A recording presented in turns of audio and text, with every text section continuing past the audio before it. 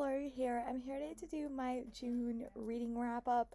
Normally, I split my wrap up into two parts, but this month was just a bizarre reading month. A lot happened. It was the last month of school. We go to the bitter end, and then I also had a boss battle that I was really not prepared for. It was a month-long reading challenge for the Avengers Reading Challenge. I didn't finish the whole thing. I'm gonna use one of my rewards I got earlier to wrap it up, but it was super fun. But because of that, I didn't read nearly anything on my TBR. The only book I read that was on my TBR was Melt with You and Feather and Flame. Everything else was not on my TBR. It was a really, really fun reading month. I really enjoyed everything that I read. But I also went to ALA. There was a lot of stuff going on. It was the last month. I did a lot of stuff for work. We wrapped up a lot of stuff. So it was a bit chaotic. My listening game sort of fell off towards the end of the month. So let's get into it. It was not my best reading month, but I really enjoyed most of the stuff that I read. And I read some new things that I'm probably going to try to read more of. And then I went to ALA at the end of the month. So let's get into it. All these books behind me I did get from ALA. I'm going to do something of a haul later. I don't even know what that's going to look like because it's going to be a lot of books. But I do want to at least talk through what I got. But that'll be in a different video. So the first book I finished was Last Fallen Moon by Gracie Kim. This is the sequel to Last Fallen Star. I really love this book. I got this one for a blog tour, and it just was the perfect book.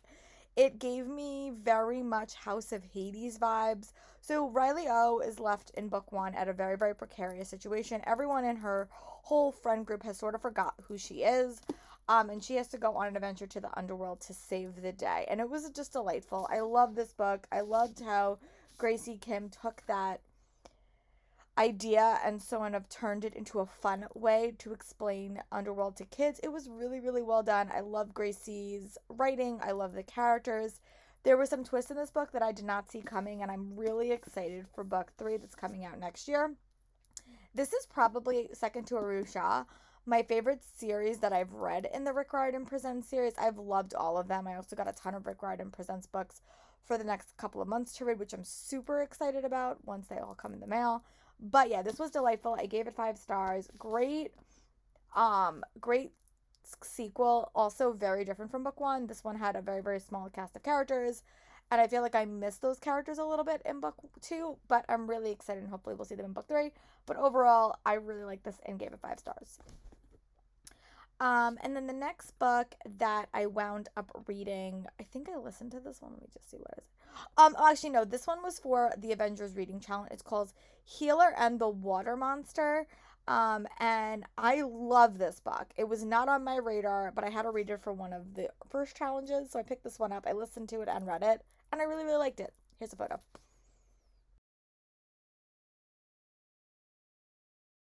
You know anything about me, you know that I love mythology themed stories, and this was definitely what that was, but it was in Native American stories. I really like this one. It basically followed this young boy, and he winds up going to stay with his grandma because he doesn't want to stay with his dad and his new girlfriend, and he winds up encountering a water monster, and they have to sort of go on an adventure together. I really love this story. I think it told me a lot about the Native American mythology society, myths, and just how those cultures on reservations work. It was really interesting. It was a very, very quick read, but one that I think was super impactful. I definitely saw more books by this imprint that I do want to check out in the future because it was something that wasn't necessarily on my radar. I got this rec from Thor in the Avengers Reading Challenge. I think her channel is Thor Wants Another Letter. Um, but I really just loved it. I thought it was a great story. If you're a fan of the Rick Riordan Present series and you want sort of another take on mythology, this one was really, really well done. And I very felt like I was being told a story. I just really liked it. The audiobook was great. All the books were on my Hoopla, which is how I started to read it. But I really, really enjoyed it, and so happy that this challenge is sort of forcing me to read outside my comfort zone. I just need to get a little bit better at reading in a timely fashion because I got a little bit distracted this month, and that's why I probably didn't finish the challenge. But very, very good read, very, very enjoyable. 5 stars, and I definitely want to read more by this author in the future, but also more from this imprint. So yeah, I'm really happy that I picked this one up. And then the next book that I picked up was a one that I liked. I didn't love, but I had to read something for a challenge, and it was like something that has LGBTQ plus rep. So I picked up The Verifiers by Jane Pack. This is sort of in a wide range of new versions of cozy mysteries that are a bit more diverse. Like I read Homicide and Halo Halo that I really loved. I read um, Four Aunties and a Wedding for the Four Aunties books by Jesse Q. Centento. I'm really love those. This one I think fell a little bit flat for me. But you basically follow this main character, Claudia Lynn, and there is like an LGBTQ plus plotline, but I would say it's very, very minor. And she sort of gets hired as a verifier to sort of flesh out someone's online identity and make sure that they're dating the right person, they're not getting ghosted. And she sort of gets embroiled in a mystery. It was fine. I liked it. It wasn't my favorite. It felt a little bit like when I read The Cartographers, which I also got from Book of the Month, that it was just a little bit like weaker. Like it was okay. I wasn't that the mystery was interesting, but like I needed a little bit more from this book. It was pitched to me as sort of like how technology shapes our choices and then the nature of the romantic love in the digital age. And she's also like an avid reader, so there was a lot of elements to that. I liked it. I didn't love it. I gave it 3 stars, but I did like the representation. It just didn't wow me as much as I was hoping it would. But I liked it. I gave it 3 stars. It worked for the prompt, and it was a quicker read, just not as engaging as I was hoping. And then the next book that I picked up was actually an audiobook, and that is Midnight Pleasures with a Scoundrel by Lorraine Heath. Off the deep end in my reading challenges a little bit because I finished this book, and this book is the third full-length novel in the one of her series. The first one was Between Darkness and Desire, then actually this is the fourth book. And I really like this one. I think this one was like my favorite. This followed the doctor. Oh no, this wasn't the doctor. This one was the character that Franny loved Franny for a long time, and then she wound up finding someone else. He works with like Scotland Yard, and he winds up getting incorporated in this mystery that does not go the way that he thought it was, and he winds up meeting this young girl, and they wind up, falling in love. But there's a mystery about what happened to her sister, and there's other mysteries that sort of get entangled. I really like this one. This one had one of my favorite plot twists of all time, which I haven't read in a really, really long time, so I really, really liked it. I love seeing this character sort of get developed. I also love that you did get to see the other characters a lot in this book, and I think that that was really important because he was the baby of the bunch. Um, but I really liked it. It was great. It was a great listen. It had a lot of twists and turns. Her books have always had like a mystery element to it, especially the past three. So there was also a mystery element in this one, and I loved it. I gave it like 4.75 stars, and I'm trying to start a new series by Lorraine Heath. But it's just been taking me some time, so I'm going to do that. But yeah, I'm really happy that I picked it up, and then immediately after that, because I didn't know that it was this way, I then picked up The Last Wicked Scoundrel, which was an ebook, which was like 150 pages, just to finish the series. And this was the last character that we've met in that series, but he didn't get a full length novel. He just got a novella.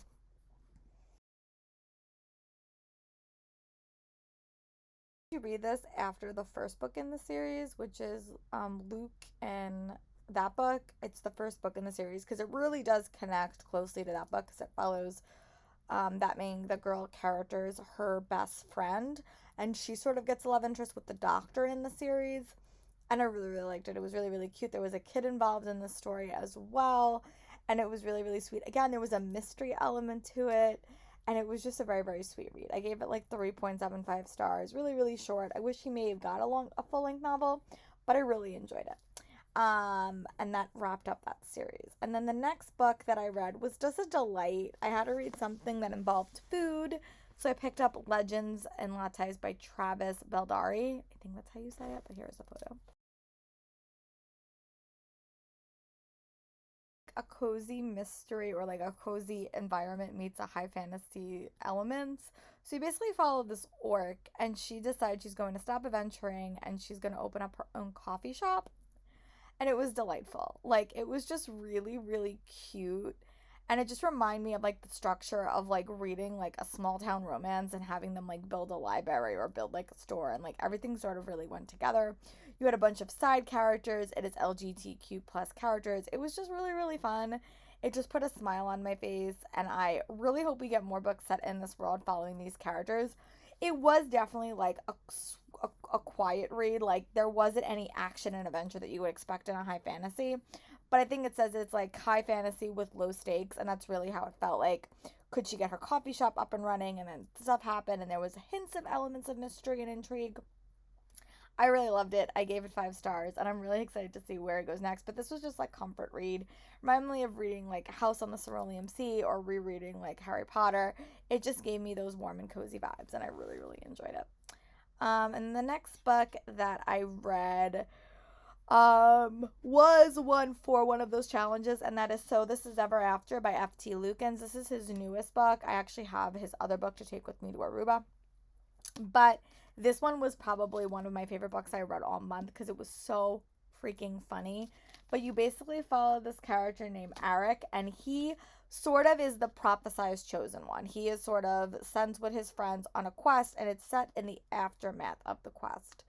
And they save the day, they defeat the villain, and he gets crowned prince. But what he doesn't realize is he thinks it's like a temporary thing. It's not a temporary thing because the other princess has died. And he has to sort of find his soulmate in, 2 months, or he will start to fade away. But he is secretly in love with his best friend, a mage named Matt. Hilarity, drama, intrigue, and just so much fun. As this book was a delight. I could not stop laughing and reading when I was reading this book out loud. I thought it was a great story. It gave me King Arthur vibes. It gave me Merlin vibes. I loved it. I definitely want to read In Deeper Waters just to see if it's like a similar experience. But I love this book. It's definitely going to go on my shelf for one of my favorite reads of the year because I loved it. It was really, really funny. It had a lot of elements that reminded me of why I like to read historical so much. And it was really, really fun. And it had a fantastical twist, and it was just great. And a lot of representation as well. But it was really, really fun, and I gave it 5 stars. And then the next book that I read was another graphic novel. I don't know why I picked this one up. I can't remember why.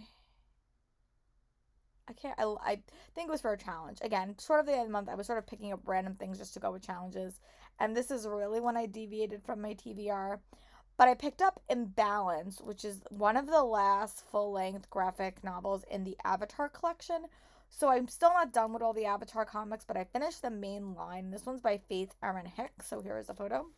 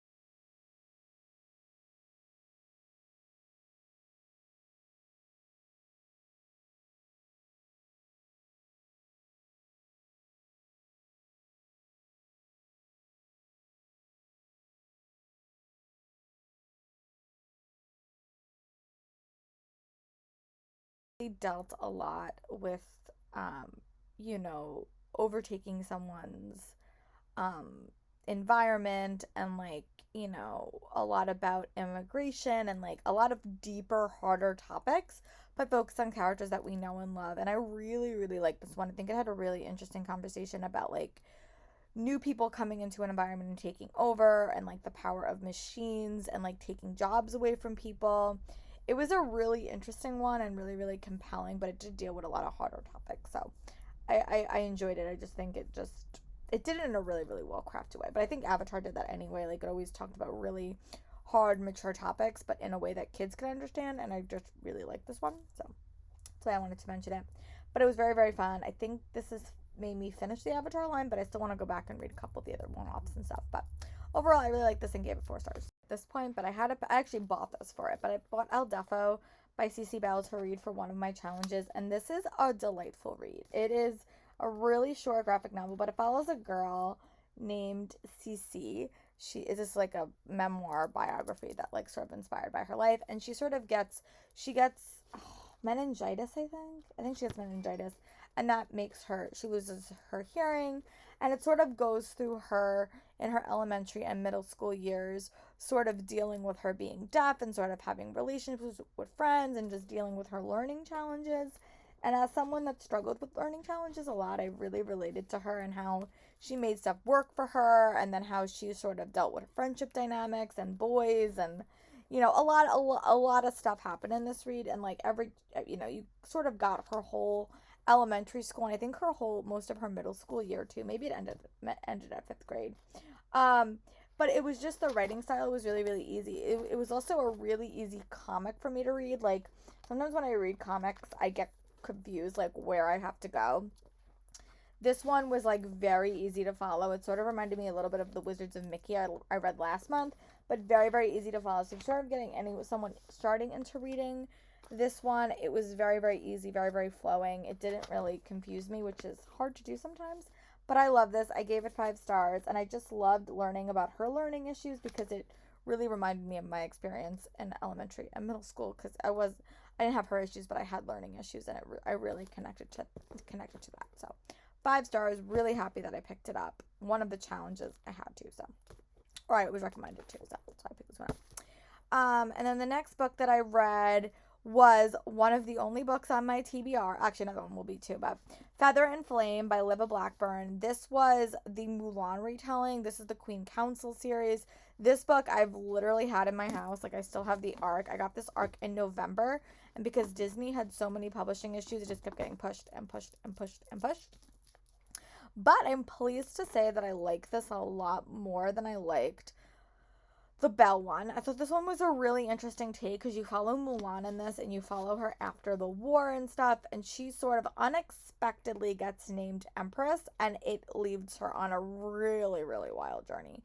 The Queen Council is also a main character in the story as well, and I loved it. I gave it like 4 stars. It was a quick read. I think it got a little bit pace stuffing at the very, very, like, the pace was a little bit off at the very, very end. But I loved it. I think I liked this a lot more than book 1, and I just really liked Mulan as a character. It wasn't as focused on the romance. Shang was there, and he was sort of present and accounted for, and they did get a happy moment at the very, very end. But I liked it, and it was really, really fun. And then I sort of fell down a Tea Dragon Society rabbit hole. So I read all of the Tea Dragon Societies because I had to read one for one thing, and then I sort of got more invested, so I just bought them all. So I'm going to talk about all the Tea Dragon Societies because I actually have finished that series, and I'm really happy that I did. So we're going to talk about Tea Dragon Society, Tea Dragon Festival, and Tea Dragon Tapestry.